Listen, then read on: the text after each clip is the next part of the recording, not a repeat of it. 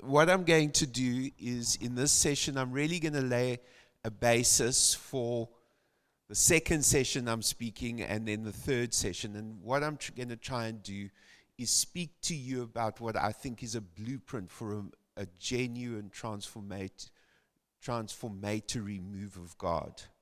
So we've had moves of God. So, for instance, let me ask you, what if you had a move of God, if there's a move of God that you heard about, that you would like for South Africa, what country or place would you like that move of God to have been like? So, the various revivals. Which revival do you think was the greatest revival in the last few hundred years? And when I ask you questions, I'm actually expecting an answer. This is not rhetoric. These are not rhetorical questions. These are discussions. A Souza Street. I like that, yeah.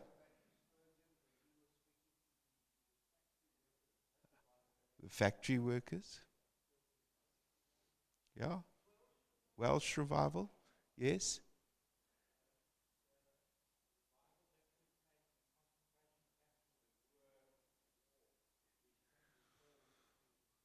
That's actually also a really good one.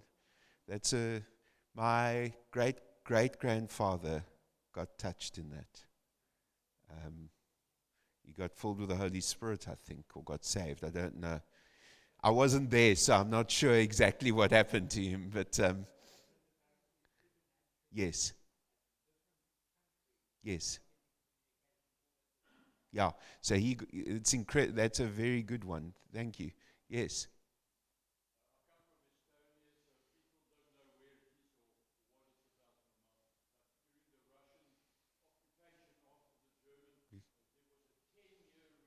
Sure.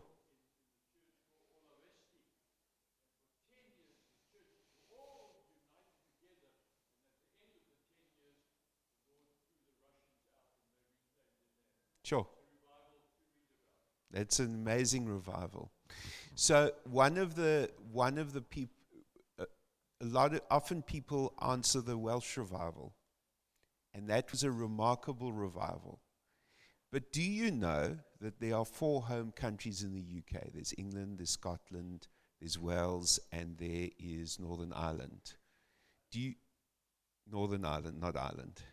And do you know which of those countries has the lowest church attendance today? Wales. So I don't want a Welsh revival, because I want a Welsh revival that we sustain, and that's what I want to talk about is a move of God that is sustained. Now, what Jesus announced his ministry in Nazareth. He went back to Nazareth, and he launched his ministry with the very people that he had grown up with. It wasn't a great launch, because they ended up trying to throw him off a cliff. But who here would like to launch your ministry like Jesus did, where they tried to throw you off a cliff at the end of the launch? It was spectacular. People remembered it, but it was, how he did it was he read from Luke 4, Isaiah 61, and he said, "The Spirit of the Lord is upon me, for he has anointed me to bring good news to the poor. He sent me to proclaim the captives that will be released, and that the blind will see, that the oppressed will be set free, and that the time of the Lord's favor has come." So he said this, and everyone calls this the Messiah's mandate. This is what the Messiah came to do, was to heal the brokenhearted, and the blind will be set free, and the oppressed will see, and the blind won't be set free, they will see, and the oppressed will be set free, and the time of the Lord's favor has come. So he declared this over, and he said, "This is what I'm going to do." But what we don't do is we then don't go to Isaiah 61 verse 4, and which is what comes straight after. And he says, those who I restore, they will rebuild the ancient ruins, repairing cities destroyed long ago. They will revive them, though they've been deserted for many generations. And so one of the mistakes, I was talking to Ed Silvoso a few weeks ago, and he said, we tend to fall in love with the church as ministers, and we love the church. Christ loved the church, and we should love the church. But before the church existed, God so loved the world that he gave his only son. And so when we think about what we're doing, we should pastor our church, but we should also see ourselves as people who care for the world. In fact, in 2019 at the same conference, Pancho Magia taught us about how we should love the pastor the city. And this has always been part of my thinking, and it goes back all the way to, I don't know how many of you saw that transformation video from Alma Longa in Guatemala. It's the one with the giant vegetables, and how a city totally, utterly was transformed. And so right through my involvement in the church and ministry and all of that, that's been my thinking. If Alma Longa can have it, so can Kabeja. And so I'd always, Port Elizabeth, I'd always gone for that and strove for that. And then what happened was that I discovered in about 2013, actually through Walter Shaidi, I don't know where he's gone, he was here a minute ago, that my city was being destroyed by corruption. In fact, the IPTS, the Integrated Public Transport System, IPTS, they wasted and stole R1 billion. To be honest, a percentage of that ended up in the ruling party's coffers to fund things, and they actually had a contract in Cape Town that they were going to do for 5 million. In Cape Town it was 5 million. In Port Elizabeth they were going to do it for 100 and odd million, and some of that was actually meant to go to pay for various things. And here's the problem, is that the buses already had that stuff on, so it was going to be a duplication. And so I got involved in trying to deal with corruption and expose corruption and deal with corruption, because my city was being destroyed. One of the things that I worry about most about my city is that we're in a province where 80% of the people in my province go to bed hungry at least once a year. That's a frightening statistic. That's not 20%, that's 80%. What would R1 billion have done about that? What would have, and so many people's wages are strangled by our transport costs. So they don't earn much, and they end up paying 50, 60 rand a day for taxis. So like 30% of their wages goes to transport for some people, you know. It's terrible. How are we ever going to break this poverty cycle? How are we going to ever see our city transformed? And so I actually got involved with a guy, and we uncovered all kinds of corruption. I actually was I was given a box of documents by a whistleblower, and I put together a case that they had laundered 160 million rand through the stadium, through access management. And a lot of these people have got off scot-free. No one seems to care about them. So, so, so I then took it to a chartered accountant. And I said, this is what I think. This is what I think is happening. So he said, no, surely not. He comes back to me. He says, I think it's even worse than you think it is. All this money that was being laundered through Port Elizabeth Stadium. And so, and this wasn't the only thing. There were lots of other things that we investigated. In fact, a guy even wrote a book about all the corruption that me and my friend, and it was more my friend than me, dug up. And the reason why I got involved is because I figured I either have to try and fix my city or I have to immigrate, because the municipal manager, Dr. Lindiwe, wonderful woman, upright woman, when they went to her and told her about the corruption, she took it to court to try and stop this contract, and they dumped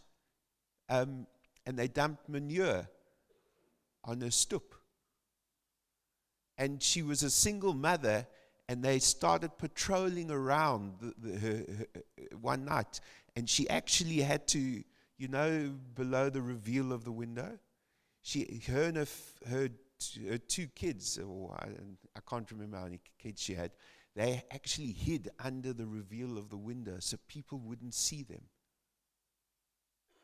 And so I wasn't prepared to, because what we need to understand is that this is the work of the devil.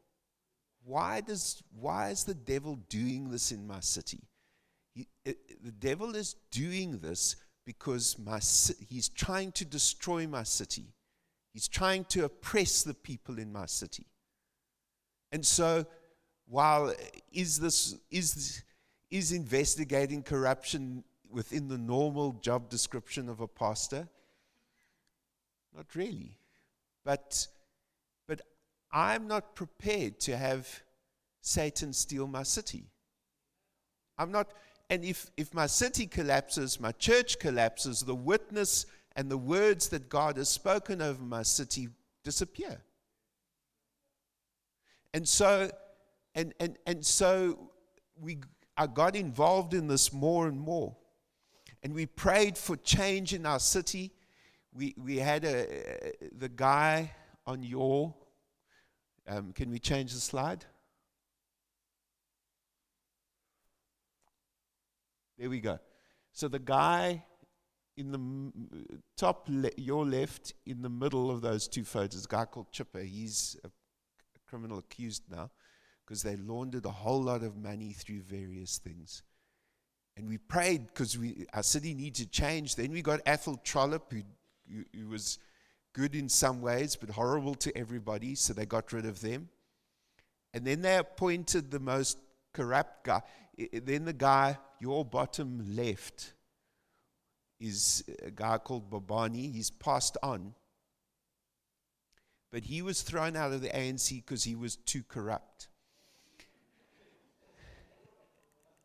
And he moved to the UDM, and they appointed him our mayor for a while. And Walter Scheide can testify here that he spent his entire career as a mayor trying to sign off a new fleet for the city. And in fact, Walter had to refuse many times. It's one of the reasons why he left his position, because of the pressure. Babani, ironically, was buried at exactly the same time as my dad. We actually stood in the graveyard while we were burying him, and we looked across, and Babani was being buried at exactly the same time. And then we had another mayor, Mayor Banga. He was a lovely guy, really a lovely guy. But unfortunately, he drove into someone in the middle of the night and killed them. So, and there's some questions around some of the things that happened. And so we got involved in trying to change the city. Because the trajectory of our city was going south. And so my dad came up with a plan to try and get as many ACDP councillors to be elected as possible. And so he proposed it to the pastors. It was going to be a project in terms of which pastors would stand in various wards. We would collect, and what that would do is we would collect signatures, not signatures, votes for them. We didn't think any of them would be elected as ward councillors, but that allows proportional representation votes, so that we could get 5 or 6 councillors and really try and get our city moving, get our city working, because it's, and so, but what was interesting is at the second meeting that my dad ran, a very senior church leader came up against him in a serious way and shot the plan down.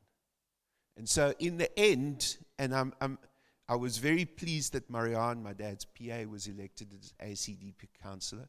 There was another guy from our church who was elected as a councillor for the PA. He spent the last while attacking Lance for reasons best known to him. So I don't know what's going on there. But the bottom line is that, to be honest, I realized that my city, that I wasn't going to change my city through politics. Because, to be honest, the election results are even worse than the 2021 election results are even worse than the 2016 election results. If you want a coalition, you need 400 parties to be put together, and we've had musical chairs.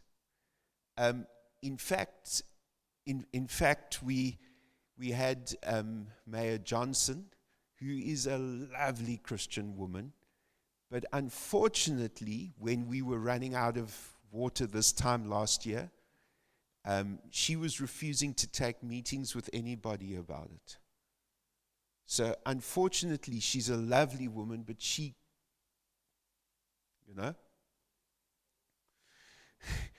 she just, mayoring isn't for her, I don't think. And I don't want to disparage her in any way, but I really don't want her to be the mayor. And then we had Tiff Odendaal, and that brought Lance Grootboom in from our church. And I'd actually had a meeting with the guy, with the Chamber of Commerce. And 31 of the biggest electricity users in our city were looking to leave the city because the state of the electricity grid was so bad. Now remember, we already have a province with 80% going hungry and 40% unemployment. And so they asked for a concession on load shedding. They said, we will load shed for an entire day every week if you give us 4 uninterrupted days. So they were actually offering more load shedding than they would have ended up with. And the guy came, one of the electricity department guys said, no, you need to suffer more than us, than our people. And then thankfully Lance came in and we were able to sort that out. And so through this heavy load shedding period, they would work 4 days and at least keep the city alive, keep people with jobs, let kids eat, But because of the election results, now things have changed, and an EFF councillor has taken over, and he's gone back to the business must suffer. So I realized that and to be honest, it was touch and go with businesses wanting to start to leave the city, and we launched NMB Belongs to Jesus, and within 3 weeks, the leadership of the city had changed. Lance came in, street lights were fixed all over. There's street lights down Stanford Road for the first time in years. Things started to change. And it's remarkable. And why I think it worked is because we stopped talking about, we stopped thinking that politics was the solution, and started to really deal with what was wrong with our city, which was the spiritual atmosphere in the city. And by declaring the lordship of Jesus over our city, Nelson Mandela Bay, that's P.E. and Gqeberha and Uitenhage and Kariga. Uitenhage is now Kariga, and Dispatch is Dispatch. I don't know if they know. I don't know if our city leaders know it's there, but they didn't change the name of Dispatch. Yeah. So, you drive past Dispatch on the way to Kariga from Gqeberha. We in the old days we used to call them the klipgooiers. Dispatch. One of the old jokes was, how do you start a rockery in Dispatch? Put up a British flag.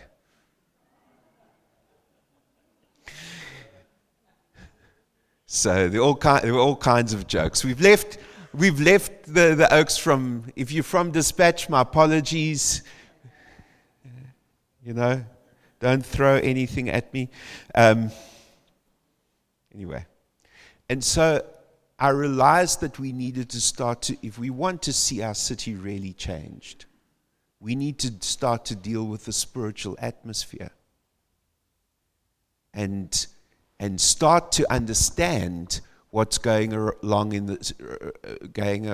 the supernatural realm if we want to really see change and revival in the move of God in our city. So I'm going to take you to some scriptures. I'm going to lay a basis because we're going to get into deeper things about the country and all of that. Incidentally, do you know, when we launched the court case to force the municipality to recover some of the money they had laundered through the stadium, the guy I worked with and the person who had given us the information, on the same day they were broken into and their offices were ransacked. And the guy I worked with, they stole his computers, and he had a samurai sword collection, and they stole that. And the money from the drawer lay strewn over the floor. So it wasn't about robbery. Otherwise, they'd have picked the money off the floor. So they were making another point. I personally think whoever broke in saw the samurai swords and thought, I like those. But the real goal was the computers. And so I want to take us into the spiritual architecture that we're dealing with. And I'm going to, in the next 2 sessions after this, try and explain to you what it is that God wants us to do about it. So Colossians 1 verse 15 to 16, and we're going to be posting my presentations on the Faith Fellowship Facebook page. But let's start with, Christ is the invisible image of the invisible God. He existed before anything was created and is supreme over all creation. For through him God created everything in the heavenly realms. So what did he create in the heavenly realms and on the earth? So he made things we can see and things we can't see. So if you can't see it, it's in the heavenly realms. Such as thrones, kingdoms, rulers, and authorities were in the unseen world. Everything was created through him and for him. So there are thrones, kingdoms, rulers, and authorities in the unseen world, the supernatural world. We can't see them, but they're there.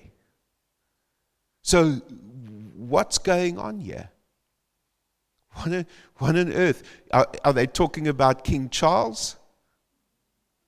No, they're talking about, Paul is telling us that there are supernatural forces that we can't see. So let's have a look at them. And it says, Deuteronomy 32 verse 8 to 9 says, when the Most High assigned lands to the nations, when he divided up the human race, he established the boundaries of the peoples according to the numbers of his heavenly court. For the people of Israel belong to the Lord, and Jacob is his special possession. So when did God divide up the human race?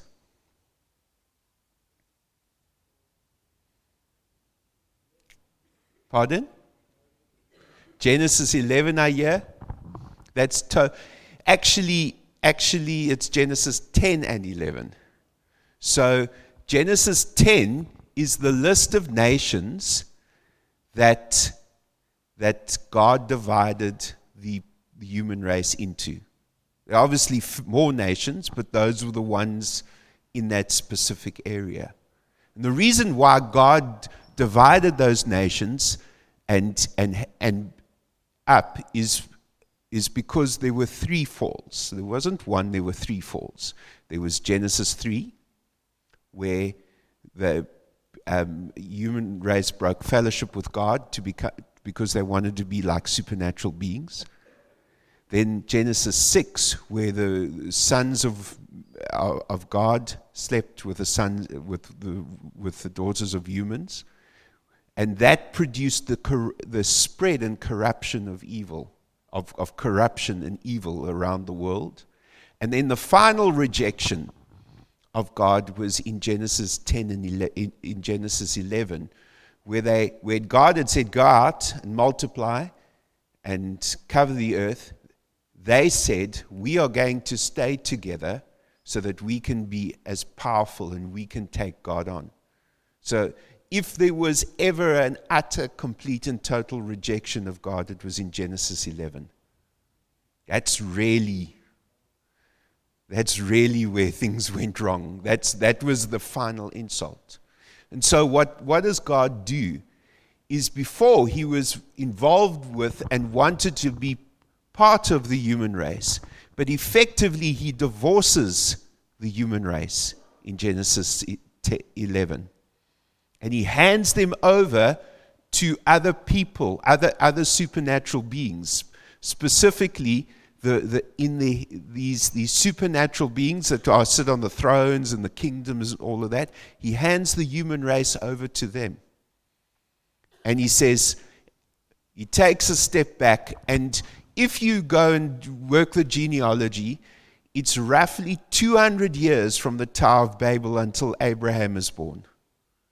And so for 200 years, God and man basically have nothing to do with each other. God steps back, he divorces the human race and leaves them to their own devices. You say, well, why did he do this? Well, Paul explains it in Acts 17, 26 to 27. And then I'll read verse 30 as well. From one man he created all nations through the whole earth. He decided beforehand when they should rise and fall, and he determined their boundaries. His purpose was for the nations to seek after God and perhaps feel their way towards him and find him, though he was not far from any one of them.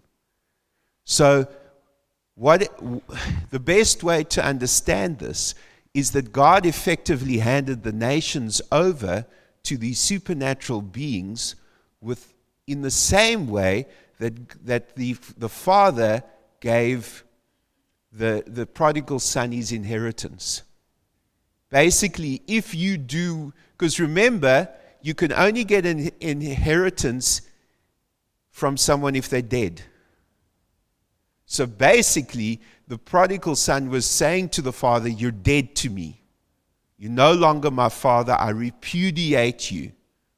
And so the father agreed and gave the inheritance. He said, if you don't want me, I'm not going to force myself on you. And this is effectively what God was doing here with the nations. And he handed them over. Why? So that in their sin, in their degradation, in their swine, what do you call where you put pigs? Pigsty. Thank you. In their pigsty, some will return to God. And that was why God stopped trying to hold back the evil that they were wanting to commit and left them over to their own devices. And when he did that, he handed them over to supernatural beings. And a lot of them had rebelled against God and did their own thing. In fact, let's have a look. In Daniel 10 verse 13, it says, "But for 21 days the spirit prince of the kingdom of Persia blocked me." So one of the members of the heavenly court was the spirit prince of Persia. Persia had been handed over, the people of Persia, the nation of Persia had been handed over to the spirit prince. God divided them between all of them so that they wouldn't have that unity that could do anything they wanted in Babel, that they had in Babel. Incidentally, what is the devil trying to do in the last days? He's trying to recover Babel. A world unity to oppose God. That's his goal. So the nations are seduced by Babel that want to have a unity to oppose God. So that's why it's the great whore, because they get seduced away from the one true God. So, and then it says, Michael, one of the archangels, came to help me, and I left him there with the spirit prince of the kingdom of Persia. And there is a reference to a spirit prince over Greece. So there's spirit princes over different nations. And there we see that the spirit prince of Persia, for whatever reason, had decided to oppose what God was doing in that particular area. He was fighting against him. He fought with what God was trying to do for 21 days.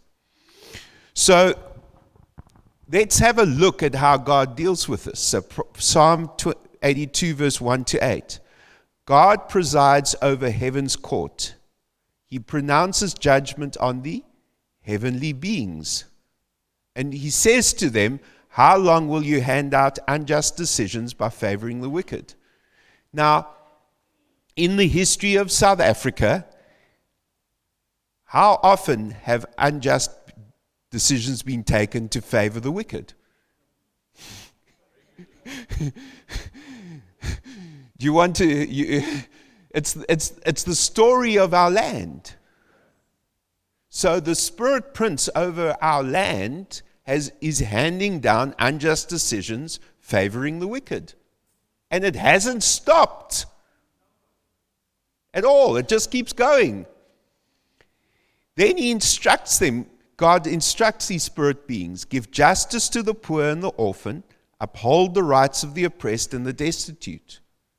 So what does God want? Justice for the poor and the orphan, and to uphold the rights of the oppressed and the destitute. Rescue the poor and helpless. Deliver them from the grasp of evil people. But these oppressors know nothing. They are so ignorant.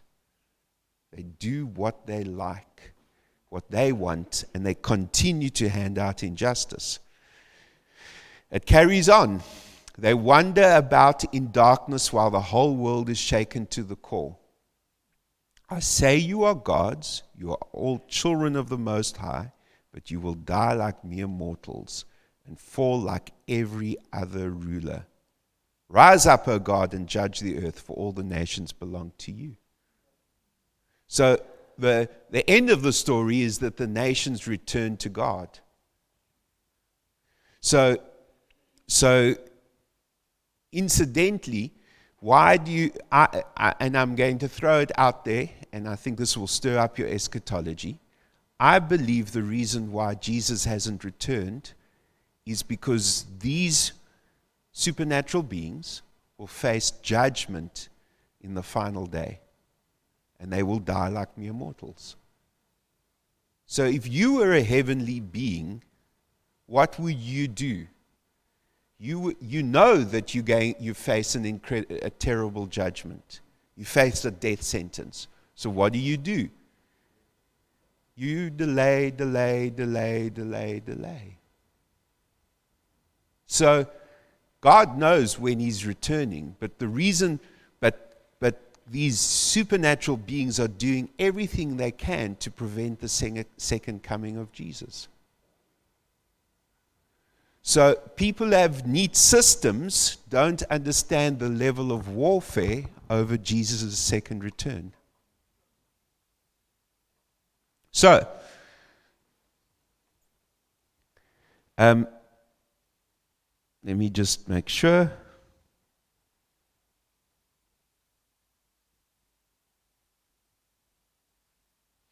So I'm going to read to you from Ezekiel 28, verse 11 to 14.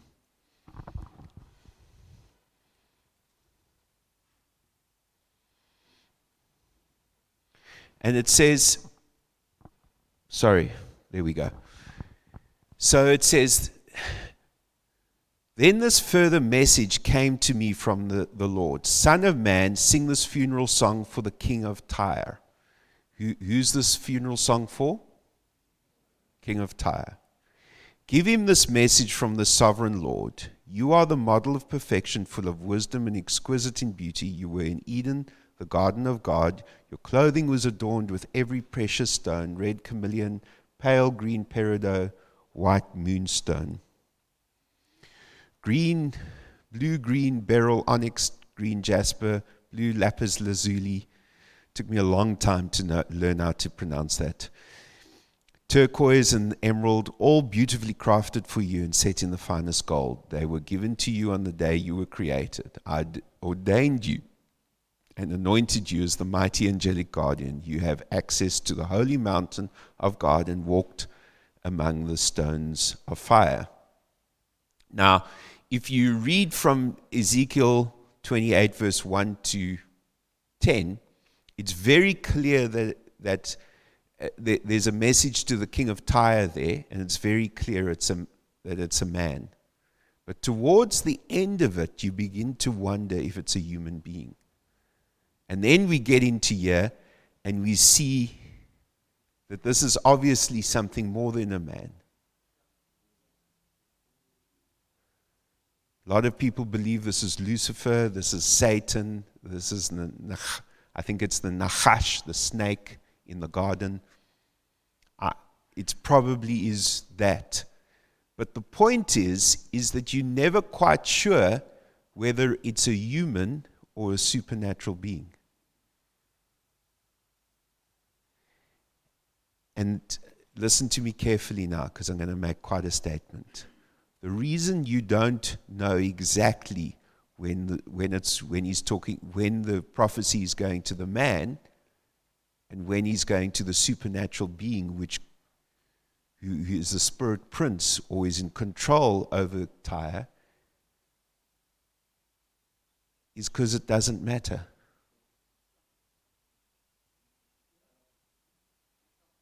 It doesn't matter. You see, what happens is that these spirit princes co-opt the leaders in that area. And it starts to become where you don't know, is it the demon, is it the human? And we spend too much time trying to work it out. Because the truth is, it doesn't matter, they've become integrated. They're one. So, I want to show you something.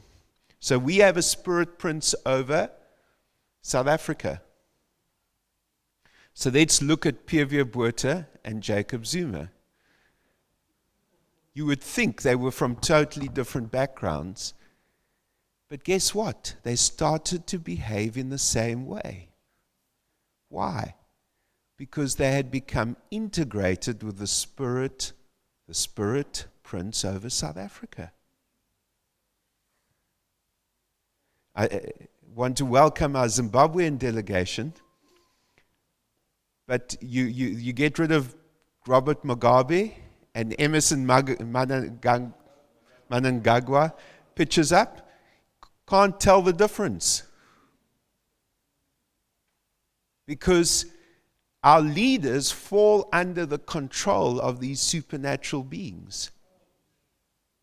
So, our American friends, I don't think there are any Americans here, But there's a big war in America between the Democrats and the Republicans. Except that when they get into power, they do exactly the same thing. I don't know if you've heard of the Americans speaking of the uni party. In other words, it's all very well to fight between the Democrats and Republicans, but they all run up debt, they all waste money, they oppress, they corrupt, they spy on their people. Doesn't really matter who's in charge, because what we're looking at are figureheads for the supernatural beings. So, give you another example. So, Ramaphosa isn't yet quite looking like P.V. Botha, but I think Gwede Mantashe is well on his way. Do you know that since he's become Minister of Energy, he has yet to approve a single drop of electricity or spark of electricity, new electricity? Since 2017. Reason we have load shedding? There's lots of reasons, but the latest, because he just didn't approve any electricity. Why? Because the spirit prince over South Africa wants to oppress the poor. So I've got an inverter. When load shedding comes, I have to use my gas stove to boil my kettle. Tough, eh? The lights stay on. My computer, my TV, everything stays on. But the poor are being oppressed. They're sitting in the dark. Kids that could be studying for matric exams are sitting having to, guess what? The kids under apartheid had to study with candlelight. And now we've gone back there. So I'm here to tell you that, and I think this is the best example of all. Frank Chiluba, by all accounts, and I've never met him, was a lovely born-again man of God who really wanted to reform Zambia and change the country. And guess what happened? He ended up looking just like Kaunda. I think he ended up in jail for corruption. So these demon princes, these spirit princes, these that sit on the thrones who have now rebelled against God, they literally, if you're not careful, they end up controlling even the most godly of people. So it's Jacob Zuma, with his background in deeply steeped in ancestral worship, had no chance. If Frank Chiluba, a wonderful child of God, born-again believer who wanted to reform his country, ends up looking like Kaunda. And it's quite a feat, because Chiluba is short and Kaunda was tall. I mean, they look totally. But do you understand what I'm trying to say? I'm trying to say that we look at the physical too often and we don't see the supernatural. So let's go back to where God divorced the nations. Where was it in the Bible? Genesis 11. By the end of Genesis 11, what do? We start tracing the ancestry of Abraham. So as soon as the nations walked away from God, and God had enough of their rebellion and walked away from them, they totally breached. What does God do? He calls a man called Abraham. Now, as I've said, I've worked it out. It's roughly 200 years. Abraham's the first man that was willing to listen to him. What does God do? It says, the Lord said to Abraham, leave your native country, your relatives and your father's family. Leave your culture. Leave your family. Leave who you are. who you are, and go to a land that I will show you. I will make you into a great nation, and I will bless you and make you famous. So you're going to be a nation among those nations. And you will be a blessing to others. I will bless those who bless you and curse those who treat you with contempt. And all the families on earth will be blessed through you. All the nations of the earth will be blessed through you. So the first thing that God does after divorcing the nations is to trigger his recovery plan for the nations. So God didn't divorce those nations permanently. He launched Plan B. Probably Plan C by then. He launched a new plan to recover these nations. And it was through Abraham. So let's look at Isaiah 66, 18 to 21. And we see prophecies of how the nations are going to be recovered. I can see what they're doing and I know what they're thinking. And it says, so I will gather all nations and people together, and they will see my glory. I'll perform a sign among them, and I will send those who survive to be messengers to the nations. To Tarshish, incidentally, no one knows where Tarshish is. They could even be down the east coast of Africa. And to the Libyans and Lydians, and who are famous archers, to Tubal and Greece, and to all the lands beyond the sea that have not heard of my fame and seen my glory. There they will declare my glory to the nations. So God's plan is that the glory be declared to the nations who had divorced him, the Gentiles. They will bring the remnant of the people back from every nation. So there will be a nation under God. I will bring them to my holy mountain in Jerusalem as an offering to the Lord.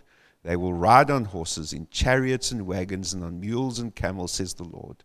And I will appoint some of them to be my priests and Levites. I, the Lord, have spoken. Now, incidentally, could any of these people be physical Levites? No, because they were Gentiles. So, guess what? You were prophesied in this prophecy. Because a lot of you are priests and Levites in God's kingdom.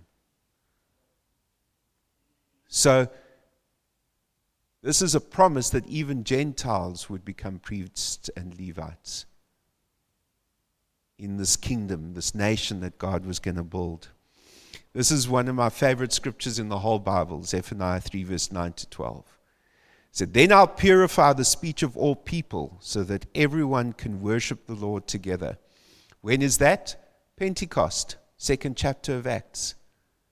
Purify our speech. When was our speech polluted? Babel, Genesis 11.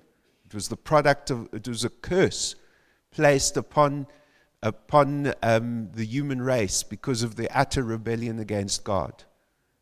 So when our speech is purified at the 2nd chapter of Acts, which is a total reversal of that rebellion in Genesis 11, outpouring of the Holy Spirit, my scattered people who live beyond the rivers of Ethiopia. Who lives beyond the rivers of Ethiopia? All of us. Even our Kenyan friends. They're a lot closer to those rivers than we are. But even they will come to present their offerings on that day. You will no longer need to be ashamed. So this is a promise of revival in sub-Saharan Africa. And we're seeing it come to pass in sub-Saharan Africa. On that day, you will no longer need to be ashamed, for you will no longer be rebels against me. Where were they rebels? Genesis 11. I will remove all proud and arrogant people from among you. There will be no haughtiness in my holy mountain. Those who are left will be lowly and humble, for it is they who trust in the name of the Lord. So God's got his recovery plan going. He keeps promising it. So let's go to Acts chapter 2, verse 7 to 12. So Have you ever wondered why in such an action-packed chapter they spend all their time, the writer spends a big part of it talking about who was there?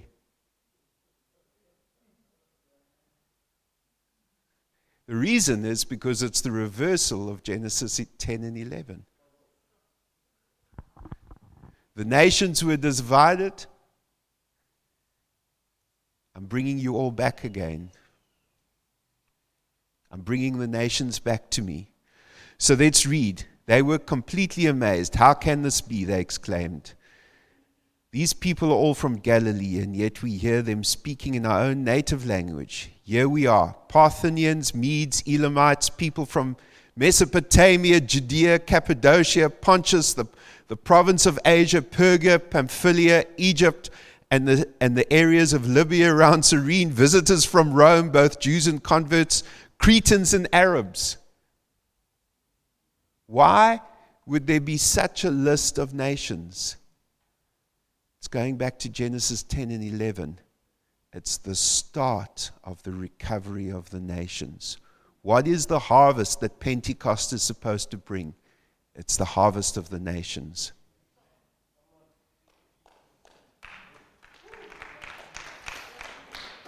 And we all hear these people speaking in our own languages about the wonderful things God has done. So what God did is divided their languages. Now he's speaking in all of their languages to them. Total reversal of Genesis 11, Babel. Wonderful things God has done. They stood there, were amazed. What can this mean? They asked each other. Well, what this can mean is that God had started his efforts to recover the nations of the earth. And did it succeed? He said, you will preach in Jerusalem, Judea, and the ends of the earth. Well, guess what? Guess where the next stop is from Jerusalem? If you stop here, where do you go next? Antarctica. There's only penguins there. So you are literally in a place that Jesus had instructed people to preach to. We are at the ends of the earth right now. This is an end of the earth. Certainly the end of their earth. You know, they didn't know about the America and all of that. So, what is the result of Pentecost? Let's go to Revelation 21, verse 22 to 26. I saw no temple in the city, for the Lord God Almighty and the Lamb are its temple.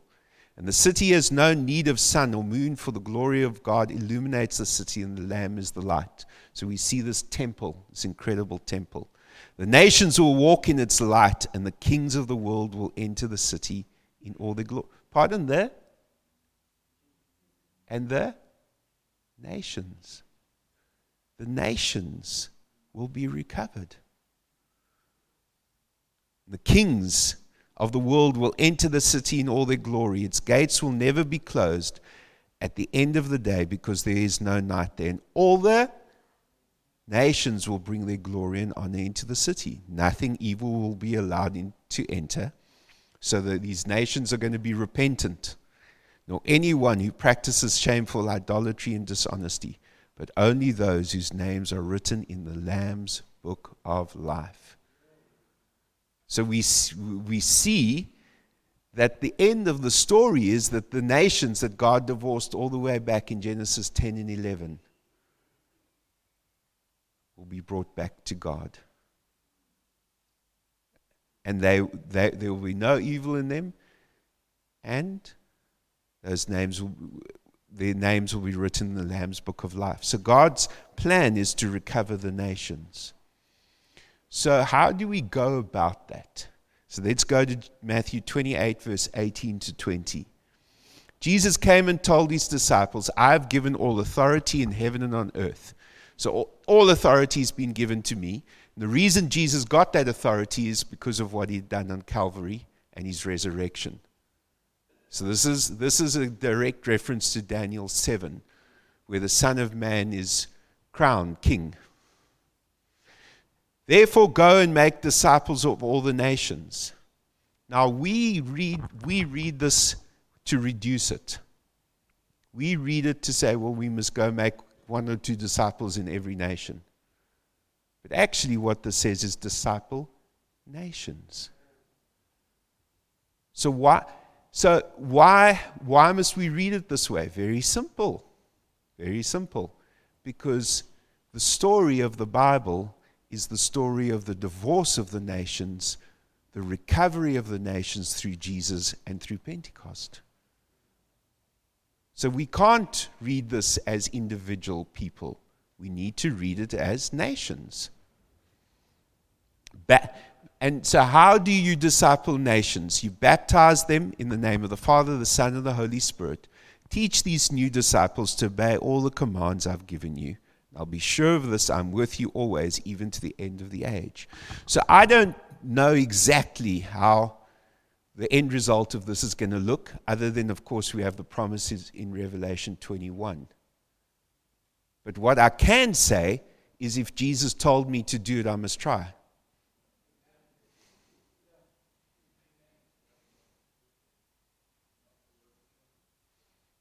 And I'd like you to try with me.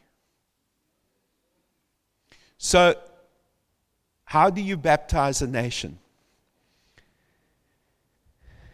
That's session 2.